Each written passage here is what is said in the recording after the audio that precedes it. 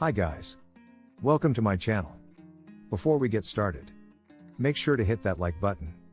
And also subscribe to my channel. Million, why it's so hard and what you can do about it. So make sure to watch the full video. The idea that attaining the first $1 million is the hardest thing on the road to wealth exists in the gray area between trope and meme. The saying may be used in jest by those who believe it is impossible or impractical to accumulate even $1 million in wealth, but it is true for a variety of intriguing reasons. Furthermore, the more people are aware of the challenges involved in raising the first $1 million, the better their chances are of overcoming these challenges and realizing this admirable objective. Wealth versus income, the difference.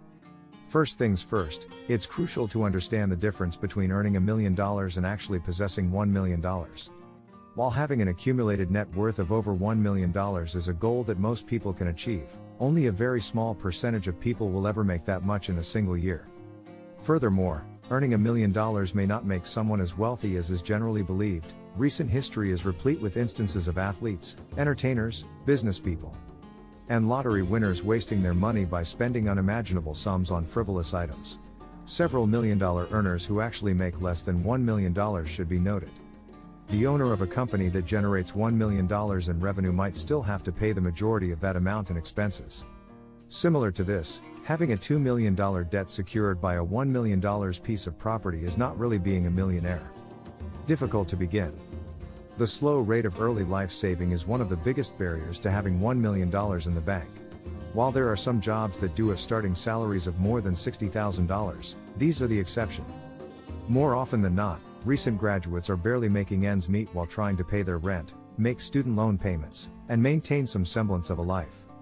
Without interest or compounding, it would take more than 66 years to accumulate $1 million, even for the very few highly disciplined individuals who can save $10,000 or $15,000. Compounding's influence. The fact that the first $1 million is so much money compared to where most people start out is one of the reasons why it is difficult.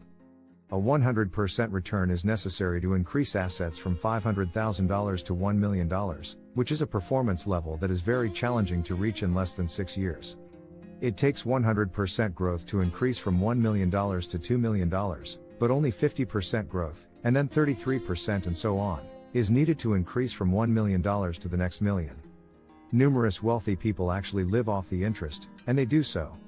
In other words, they live off a portion of their fortune investing in a group of relatively secure assets that generate income, allowing them to be more risk-taking with the remainder. Additional wealth means more options. The wealthy differ from the average person in at least one important way: they have access to investment options that the average person does not.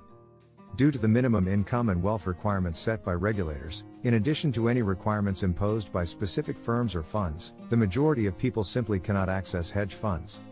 One without wealth, it can be challenging to invest in ground floor opportunities. Startups and venture capitalists prefer to work with millionaires and billionaires rather than average investors with a few thousand, or even tens of thousands, of dollars to spare. The same is true for lucrative asset classes like farmland or timberland, where investing can be extremely challenging without a significant amount of initial wealth. When you have a lot, it's simple to take on a lot of risk. Another overlooked barrier to acquiring and constructing wealth is aversion to risk.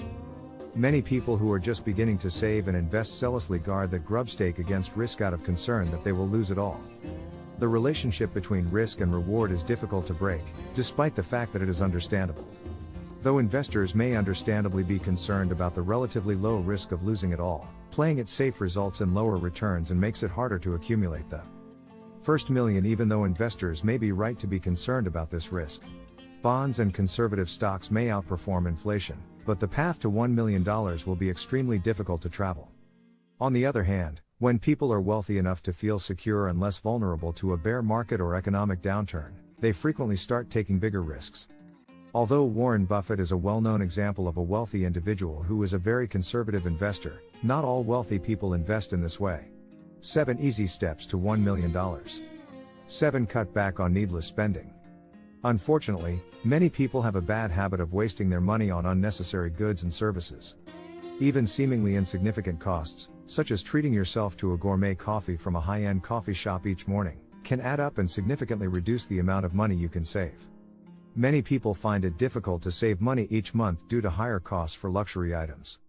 However, It's crucial to understand that, in most cases, giving up more than one thing or one habit is necessary in order to amass significant wealth, although it may be. Typically, living a disciplined lifestyle and sticking to a budget are requirements for financial success. This is not to say that you shouldn't go out and have fun, but if you want to save money, you should try to do things moderately and create a budget. Thankfully, especially if you start young, building up a sizable nest egg only calls for a few minor, and relatively painless, changes to your spending patterns. 6. Fund retirement plans right away. The first thing people must do with their earnings is cover immediate expenses like rent or a mortgage, food, and other necessities. After these costs are paid for, funding a retirement plan or another tax-advantaged vehicle should come next. By the time you are 65 years old, thanks to compound interest, you will have saved $985,749 if you start saving at age 23 and contribute $3,000 annually, or just $250 monthly, to a Roth IRA. A $1 million goal can definitely be attained if you make a few extra contributions.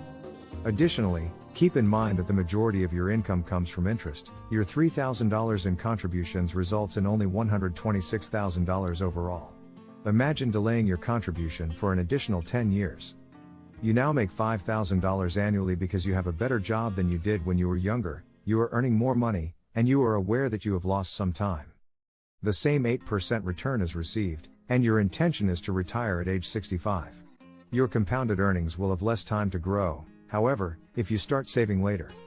In this scenario, you will have $724,753 in savings when you reach the age of 65. Even though it's still a sizable fund, you had to put in $160,000 to get there, and the $985,749 you could have gotten for much less is nowhere close to what you actually got. 5. Increase tax knowledge. People occasionally believe that by filing their own taxes, they will save money. They might be correct in some situations. The failure to utilize the numerous deductions available to them, however, may result in them losing money in other situations. In terms of what kinds of items are deductible, try to increase your knowledge. You should also be aware of when it makes sense to start itemizing your return rather than continuing to use the standard deduction. 4. Have a residence. Many of us opt to rent a home or an apartment because we cannot afford to buy one or because we are unsure of our long-term living arrangements. And that's all right. To build equity, purchasing a home is a better long-term investment than renting, which is why renting is frequently a bad choice. 3. Stay away from posh wheels. Purchasing a luxury car is perfectly acceptable. But people who spend an excessive amount of their income on a car are doing themselves a disservice, especially since this asset loses value so quickly. What is the rate of a car's depreciation? A new car loses 15% to 20% of its value annually. Obviously, this will vary depending on the make, model, year, and demand for the vehicle. A 2-year-old car will therefore be worth between 80% and 85% of the price paid for it, while a 3-year-old car will be worth between 80% and 85% of its 2-year-old value. To avoid underselling yourself. Some people have an unwavering commitment to their employers and will work for them for years without experiencing an increase in pay. This is a mistake because raising your income is a great way to increase your rate of saving. 1. Don't depend on luck.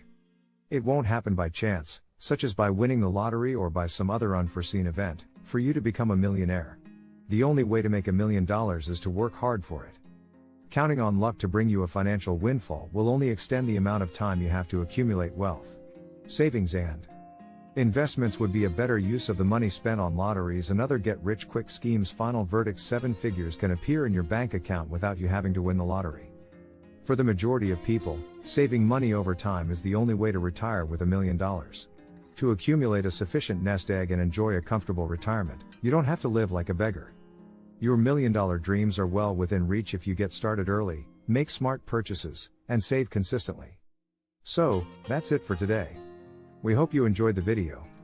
Use the comment section below to tell us what you think about the video. Also, make sure to subscribe to our channel and click the bell button to be notified of all the latest videos.